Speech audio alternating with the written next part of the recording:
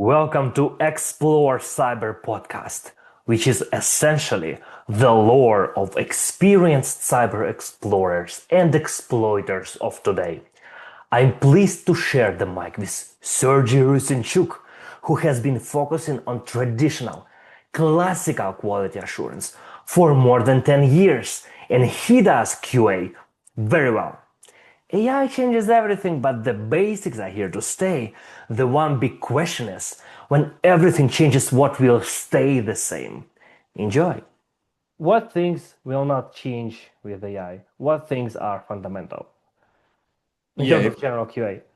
yeah. If we're talking about the fundamentals thing here in the quality assurance, I would say the deeper our fundamentals is, the better we can adapt new tools. Mhm. So if the team cannot understand the main principles of test design, for example, not even the most expensive AI platform won't save you from making the mistakes. Yeah, I guess in the AI area, QA is shifting from doing repetitive moves to defining the rules of the game. Instead of clicking, the same things 100 times to capture at least one at least one bug, um, QA are going to be on top of the thing and analyze the results of the AI tool has provided, so like critical scenarios where AI could assist you. Yeah. So if we shift a bit to the programming, which is used in programming languages, which is also very often used in automation, in quality assurance as well, like object-oriented programming. Yeah, I mean the JavaScript, C++, C Sharp, Python, and etc. If you don't know these fundamentals patterns, from this paradigm, you will be making, like you will be trash coding, you will be writing a nonsense. That's Absolutely. it.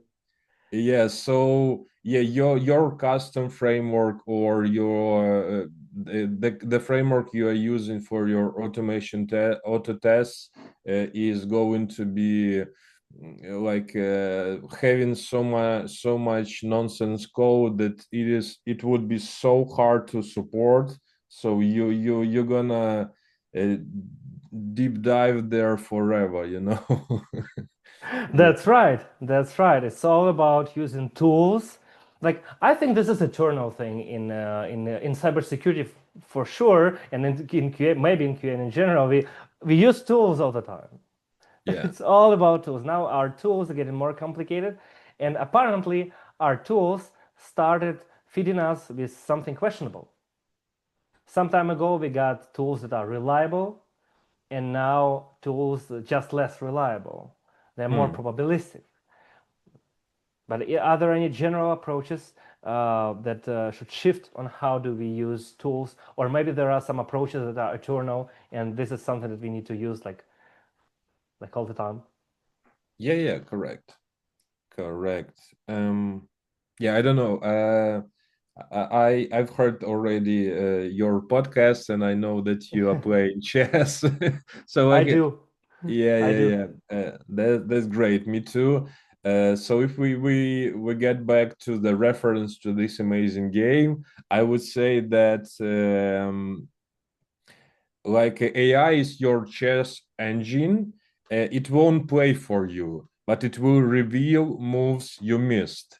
Like a chess players are analyzing their games. I don't know, Stockfish or AlphaZero.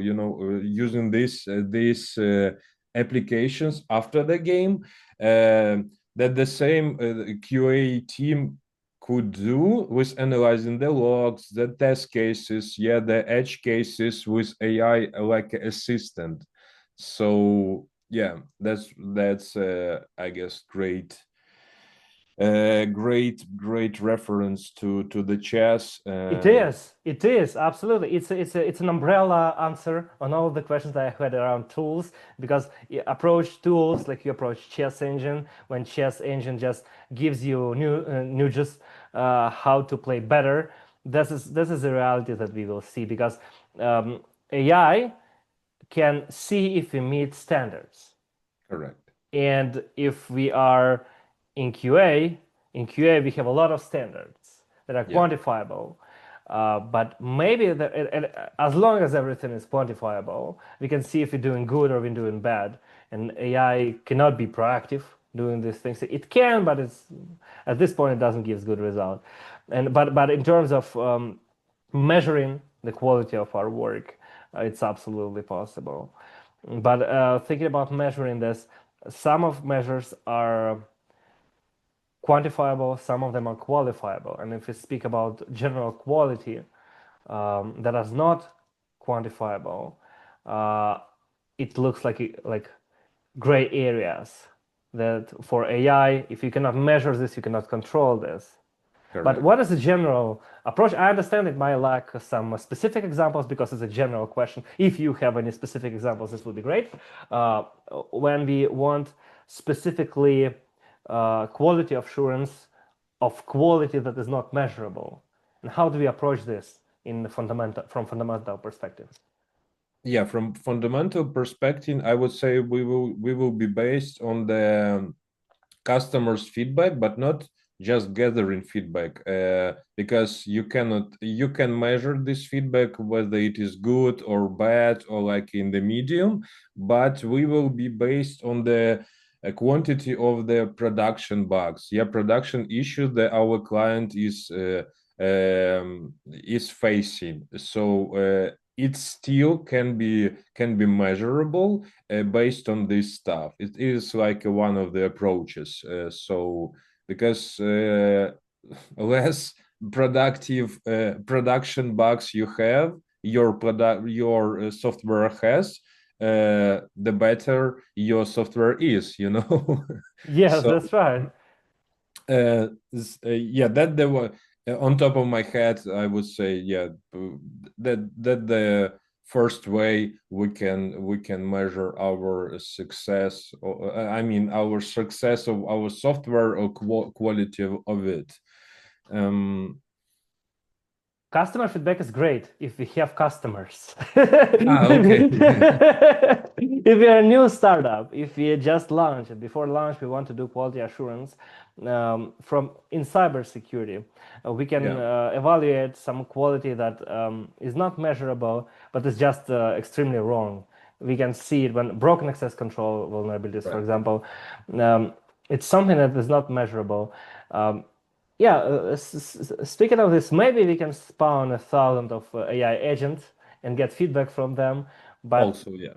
maybe there is. How do we do this if we don't have if we don't have customers? Yeah, that's very bad.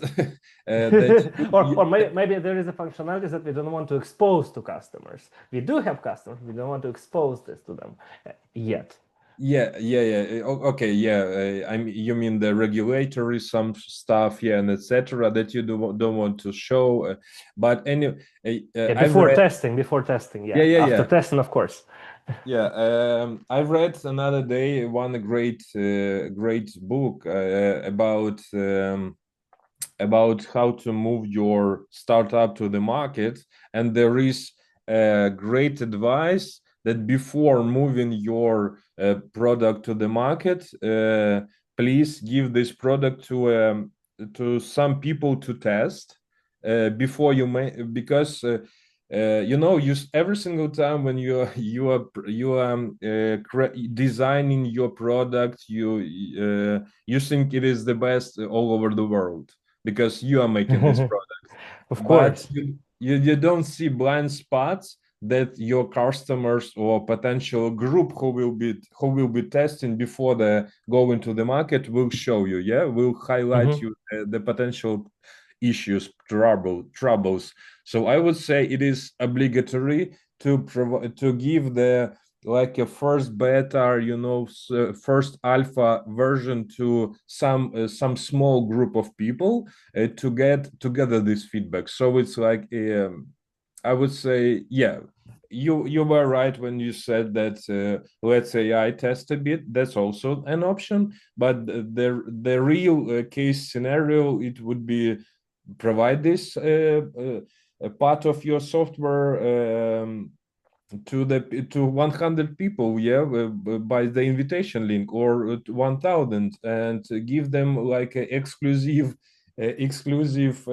access to it, and you will gather much more insights that AI will provide you with, because it's also about psychology. We are like humans, we all QA engineers, I mean, yeah, QA Yes. professionals, we Try, always I need. try to be. I try to be. Yeah. I mean, we will always need the human factor to ensure empathy, ethics, and etc. Fortunately or unfortunately, AI cannot provide us with this stuff, and so yeah, it's like in chess. Again, let's get back to chess. Thank you. I like this metaphor. But we both are good. We both are players in chess. We have similar ratings, so like, Yeah. it's okay to use chess. Absolutely. Yeah, so like in chess, top players still train with humans to understand psychology. They do not play only against robots on like different platforms and etc. Because the same QA professionals would like to know the insights that are important for human being, not only like robots and etc. Yeah, without emotions. That's right. That's one case, or maybe one group of cases from business testing. When we test the business from like marketing and from usability tests. Correct me if I do the terms in the wrong way. Yeah, Usability you're tests, good. right? You're good. Function tests, all kind of types of tests. If you speak about security tests, we actually don't want people to test us. we actually spend money to make them stop testing us. So Right. it's probably not a perfect idea to rely on customer feedback if we speak about cybersecurity, because when we get this feedback, it's going to be too late. Mm, but there should be things in cyber. I try to find areas in cybersecurity that are not quantifiable, that are that still would be mystery for AI. And the mystery, well, I see that the biggest mystery here would be actually the functions, the way how business functions, the way how business generates money. At some point, AI might not see any problem with me ordering 1,000 hamburgers at $0 because it looks like a promotion action, like a promotion. But but actually, it is a problem, especially if I use somebody else's card for that. Yeah. And it's not clear. Yeah, this things that are related to business logic, they are interesting and they are not quantifiable right now. Yeah, they are not quantifiable, but there are also, mm, yeah, let's say we have such a trend in quality assurance that we are trying to shift left our testing processes. It is about like how often do you capture the bug, not how often, how fast on the early stages you capture some issues in requirements, for example, when it is on early stages, because everything starts with an idea, then gathering requirements and etc.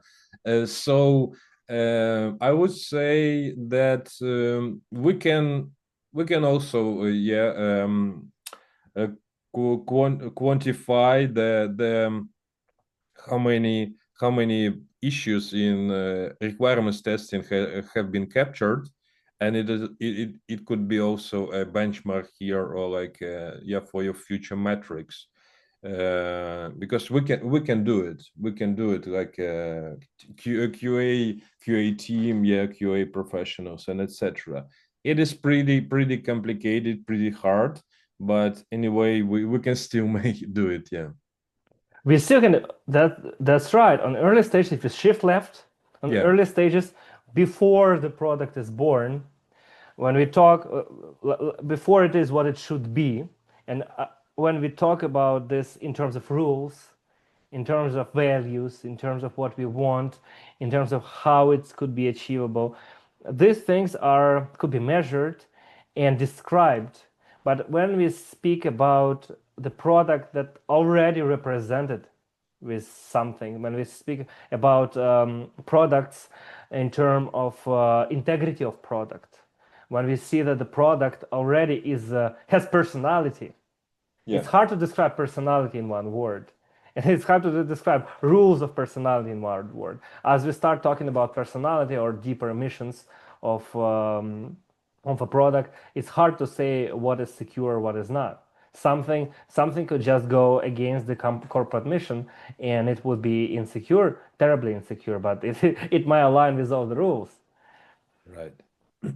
So probably, yeah, I accept that this point is great. If we shift left, we see how all and each and all process is being developed, so we can make sure that the processes are healthy. As long as they are healthy, they could be measured. Yeah, correct. That is fun to think about. And what do you think about QA positions and people who will do QA? What kind of skills will they need in future? Of course, one thing that it's a big catch that I already got from you. It's a big idea is that the way how they use tools. Yeah, This is really big catch because this is eternal. This goes from I mean, when I was at school, we tried to use tools like Artmani or other tools to crack the stuff.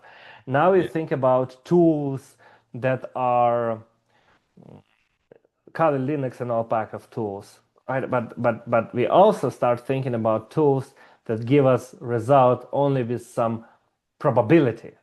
If something right. happens, uh, it might give us good result or it might give us bad result, and that's a big deal. But the approach how we approach tools, um, are there any general guidelines how should we approach tools? Yeah, answering your first question about the future, yeah, AI very hyped hyped topic nowadays and Mhm. etc. In the quality assurance as well. I would say that AI won't kill QA, but it will transform our end game. AI like assistant uh, already can generate so much test data. It can find duplicates or the test that we don't need to use anymore, or even optimize our coverage. Um, um, it it is very important nowadays to use as much as you can a different or to choose the right AI tool you would like to implement into your project, into your software, etc., like assistant. But as I said earlier, as far as AI is not a human being, AI doesn't have doesn't have emotions, doesn't have the like psychology stuff, yeah, which is embedded into human beings, so to Yeah, yeah, say. yeah. Yeah, AI yes, cannot be punished, first of all. We cannot yeah, punish AI if AI does anything wrong. Actually, thinking about this, uh, AI brings us bad results. Tools brought us bad results way before AI. So right, it's all vendor management. Maybe it's not tools changing, but our expectations are changing. Maybe we expect now tools to be flawless, but some time ago it didn't work like that. We still had random tools that we download from GitHub, and these random tools still give us slop answers and give us wrong answers, and need to revalidate this. Maybe I think that the eternal skill that will be always valuable is critical thinking, when you That's take tools, and vendor management. It's not also, it's on, it's not, I start thinking of this, that vendor management, we now know that people think that vendor management is so important right now because AI takes our jobs. right. But actually, vendor management is also important because we need to manage AI vendors because they feed us with questionable answers. As much as previous tools that we used years and years ago also fed us with different results, and we had to manage this somehow. But now, as our expectation grows, we need to get better vendor management as many quantity of vendors come in there. Yeah, that about fundamentals that every professional should have like a skill. Yeah, if we get back to our early start of our conversation about fundamentals, so Yeah, you are very right when you are saying these things, and without them, your code, your tests, your test data will be messy and hard to support. So yeah, that's the most important, and to be careful in using or choosing that tool, not this one, or etc. Probably you don't even need this tool, yeah, because it will generate so many nonsense test data or auto tests or etc. So yeah, that's right. That's right. maybe we don't need this tool. In cybersecurity, we try to get rid of things, get rid of function. I recently spent 3 days configuring LDAP for Active Directory. When I Mhm. actually, on the fourth day, I understood that I can just cut it off with the firewall. It's a fun story because I thought people actually using this for Active Directory for all this stuff, but actually we just could just firewall it out and it works. Yeah, There's a yeah, fun that's thing, funny. but it's specific. I think it's specific to cybersecurity, but maybe it's more. It's.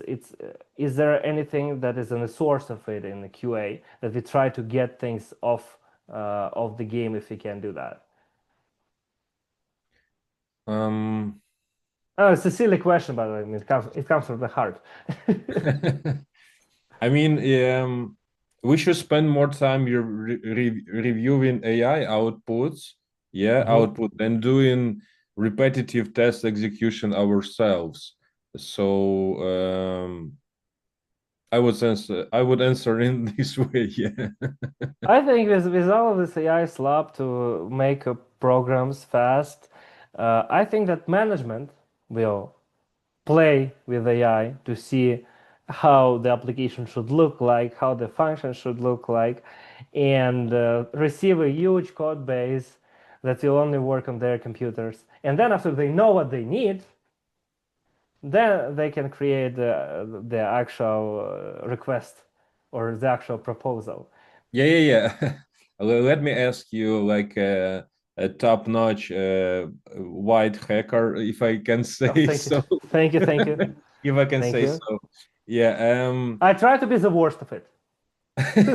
So yeah, thank you. Yeah, how you manage so many yeah, I guess it would be interesting to ask you this question, but yeah, so many vulnerabilities found by different tools, by the human beings, yeah, using different tools and etc.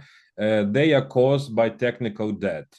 How this technical debt, which can produce some number of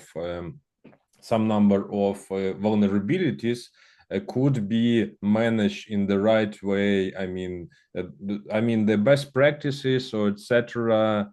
um, how how we can decrease this risk, how we can mitigate this risk of technical debt that generating additional vulnerabilities, not to make it, because every software has technical debt. That's a true story of our lives and etc. But yeah. It depends on what responsibility we take. Mhm. So to be clear with with debt, to be clear with all kind of guilt in general, what we are guilty of, we need to know what we are responsible of. So if in cybersecurity, software security, it's easy. You just do pen test once a year, and pen test shows you what you're responsible for. You need to fix this, this, this, and once you fix it, there is nothing you're responsible for. So you're still responsible for, well, if you speak about code, there should be code coverage, some kind of Yeah. coverage. So if it's a big code, we need to cover this code with some kind of testing. And if pen tester finds bug, company is responsible to fix it. That's it. There are ways.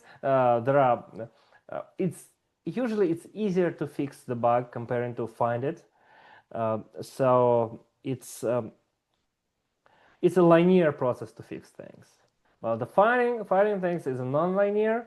We need to make sure that the budget is correct. So if people have the right budget for it, it's okay. And the budget, of course, yeah, if we have infinite budget, we can improve security forever, but it's not the right thing to do. Speaking about budget, first of all, it's of course all kind of compliance things. Speaking about debt, we have compliance, we are responsible for compliance, we do compliance. That's the first thing. Next, we have some kind of budget. And then we see we only need to get pen test for things that are known to have bugs. So if AI generates a lot of code, of course we need to have a pen test here, and of course we will find a lot of bugs, and of course this is something we're going to be responsible for. But if we hired a top company to deploy, to create the software, to deploy it, and we do brief tests, and we see that not much bugs here, we can do an umbrella testing, and we have budget that is left over. And the budget that is left over needs to be put on resilience for sure. Absolutely. Why? So it's not always a question about finding bugs or finding outdated libraries, which is most of the time when we speak with developers about technical debt, they say about outdated libraries and patch management. Correct. It's not only about this, it's also about being resilient. So after somebody hacks into your system, how fast can you get back? And most of the budget should go there. Because normally, in ideal situation, compliance is not expensive and pen test doesn't give any results, which is not the case because it gives results all the time. But ideally, compliance is cheap, pen testing is not required, and all the money goes to resilience. Ideally. Yeah, correct. So the debt, speaking about technical debt, if any company, following this logic, if any company doesn't know where the technical debt is, it's in resilience. So if they don't know where to put money for cybersecurity, it's in resilience. It's about recovery after something bad happens. Correct. Right. That's it. But And it depends, and it will depend not on a technical situation, but it will depend on financial situation, how much budget they can afford. It's only about, so it doesn't matter how much IT they have. It only matters who they are.